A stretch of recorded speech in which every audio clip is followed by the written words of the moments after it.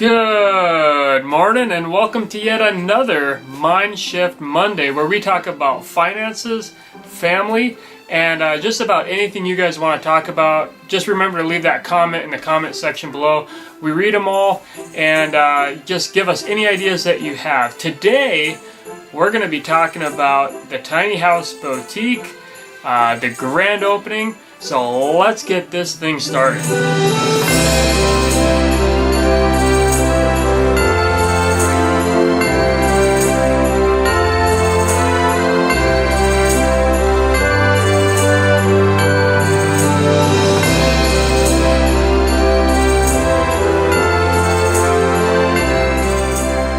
So new to 20 Acre Farms, we have the Tiny House Boutique. And I'm going to let Bethany kind of take this one over. But we're really excited about it. And this past week on Thursday, we had the actual open house, grand opening, if you will. And it went really well. So tell everybody just kind of how the Tiny House Boutique idea came about and how we got it opened.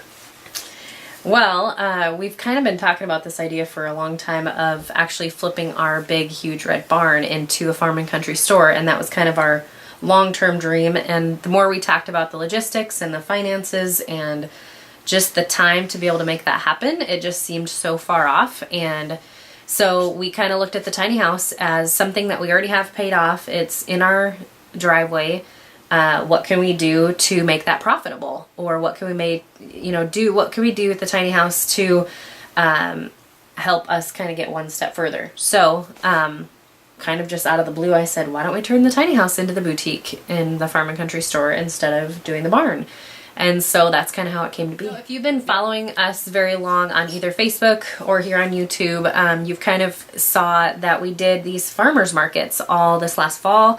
We did 4 of them, July, August, September, and October, and they were a blast. We loved having people here on 20 Acre Farms to be able to empower other local business owners to bring all of their goods in one central place and invite people. And we had live music and we had food and we had just had a ton of fun and a lot of traffic. We had a guy, which was my dad, on horseback, drawing everybody in and greeting everybody and making sure to say goodbye as they left. And so that's kind of what triggered us to kind of like keep with the same mentality. We really wanted homemade, homegrown, just bring back a lot of the arts that have been lost.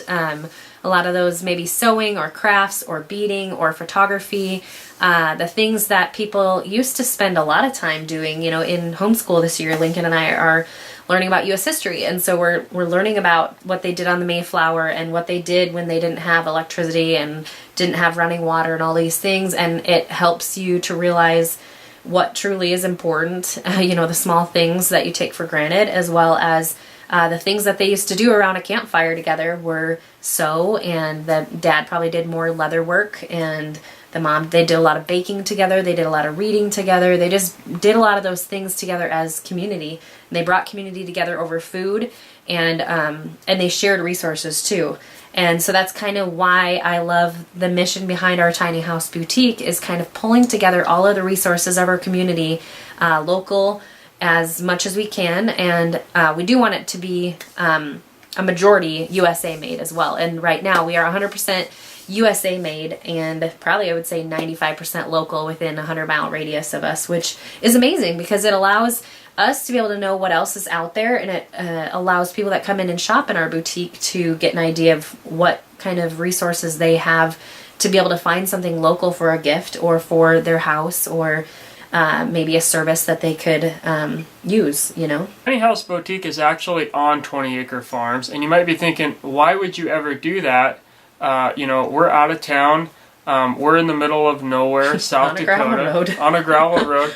The biggest part of it really is it's in our yard, and we just realized too, like, you can get people to come to your place if you really have something special, and we do have something very special here, and that was just kind of realized in what we were able to provide for the farmers market and now for the boutique here. But another reason why we found it important to keep it so close to home is just getting our kids involved. And do you want to talk about just how involved they were, even in the opening? Yeah. I grew up as an entrepreneurship family, I guess. My dad was a farmer and rancher, so I kind of was underneath that roof of you kind of just create something and, you know, you can provide so much for your family in that way. And I loved, you know, the girls in the family. There was 2 girls and 2 boys growing up, and the girls probably did more of the domestic cleaning of the house and cooking and things like that, and the boys did more of the hands-on stuff. And I liked being able to kind of see, now that I'm an adult, I look back and see what a blessing that was. And so it's something that we love to be able to offer our kids too. And so the grand opening this last week was amazing. That has stuff in our boutique. We had her come out and teach her skill. And that's another thing that we're wanting to offer too, is to be able to, you know, showcase the skills and allow them to come in and make money, showcasing their skill or their product or their, you know, whether it's a craft or whatever. And be able to for them to be able to make money doing that, and for us to be able to provide that service to the community and just build community stronger and get to know people and build relationships. And so the kids, it was really fun because Lincoln, who's 7, he did the cash drawer with me, and it was great because we get pretty used to the calculator, to be honest, and our phones and the technology that we have. And so getting back to counting back change and figuring out, you know, why would they give me $50.01 if the total is $30.01 versus just giving me a $50 bill, and being able to see the difference of whether they would have given them a $50 bill or $50.01 and how much difference, you know, I say it's just less heavy change in their pocket, you know. So we want to be able to give that customer back the least amount of heavy change in their pocket is how I've been teaching them that. So it's just real hands-on skills that I love to be able to teach our kids. It's a much more tangible way for them to learn a skill of math, you know, learning their math or learning customer service, learning, Lincoln was doing the gift wrapping too. The girls have been sick this last week, so they weren't really able to participate like we wanted, but Zoe is going to be the little social butterfly. So she's going to be greeting and mingling and encouraging everybody as they come in this door, to just be a better version of themselves than when they came in. And so, and little Beta Bop, she's just going to be bopping around and just full of energy and keeping people on their toes. But, you know, it's just amazing when you start providing customer service and hearing the no's with the yeses. Maybe you have a customer that was dissatisfied with their product, and teaching these real life skills for communication skills for our kids, and being able to do our best at things. And maybe even if you're not making money doing it too, and in the beginning stages of a business, sometimes you don't make money, you don't profit for a while. And so it's good to still make sure that our kids see that even if maybe we aren't going to make a lot of money right away, that we're still going to do an exceptional job at making sure our gift wrapping is top notch and our exceptional customer service, and you know, just having a cheery face and seeing things to completion, I think is something that they're going to just kind of pick up naturally. Some of the skills that I'm excited, I guess, about. We have over, how many consignment? About 18 right now. About 18 different local consignment type of vendors here. And so that brings in just a lot of different stuff, and it's worked out, so far it's worked out really great. We've been open 2 days. We had the grand opening, and then we had we were open on Saturday as well, and that went well. But the Mindshift that we wanted to, and the reason why we wanted to bring this to everybody's attention is that when you're homesteading, and when you're, you know, it's easy to get locked into a certain thing and say, that's my stream of revenue, that's where I'm going to be at. Because we think that we pour all of the resources that we have into that one single thing, we make it the best we can, and we make it work. And that's great, and it does work for a lot of people to do that. But what the Mindshift here is, and what we really, really want you to take away with this is, you know, we wanted to have this awesome farm store in our barn. Our barn is huge. It looks cool. We just had these huge dreams of how great that would be. And then we had the reality of the cost. So don't get caught up in, I've got to spend thousands and thousands of dollars setting up some kind of store, or I've got to buy thousands and thousands of dollars buying certain equipment to make this and that work.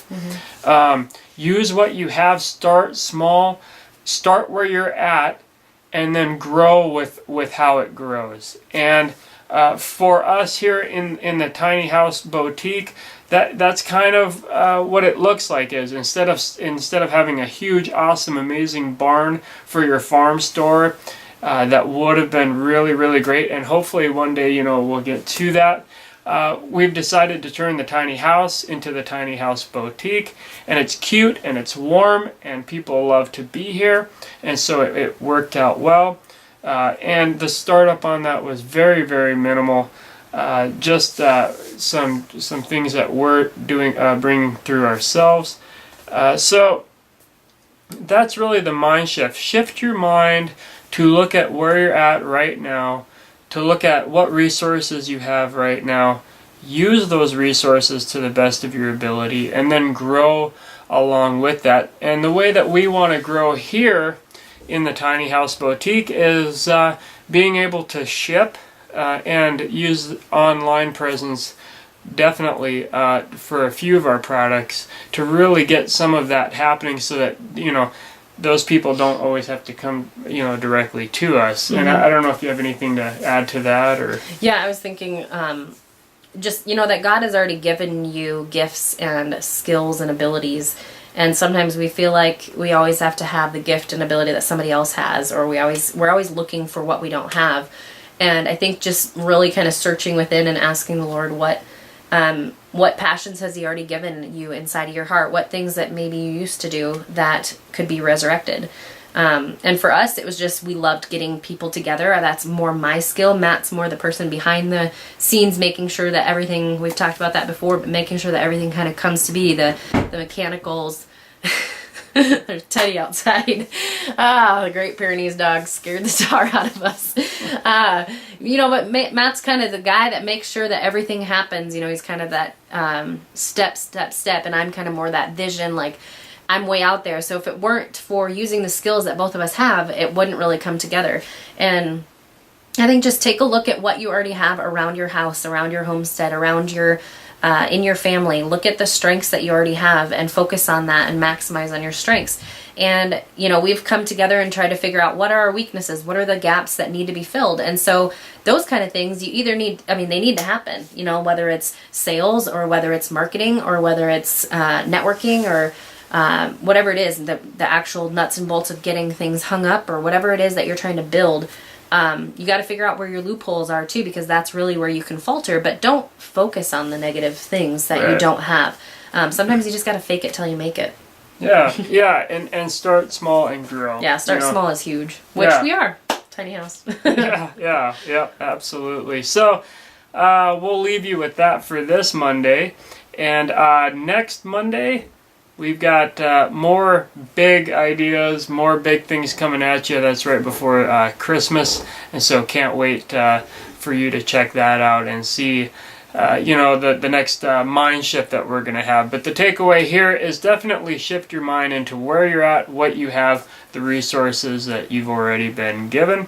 Thanks for watching, and do remember to subscribe and like these videos so that you can get those notifications each Monday when we do our Mindshift Monday. So thanks so much.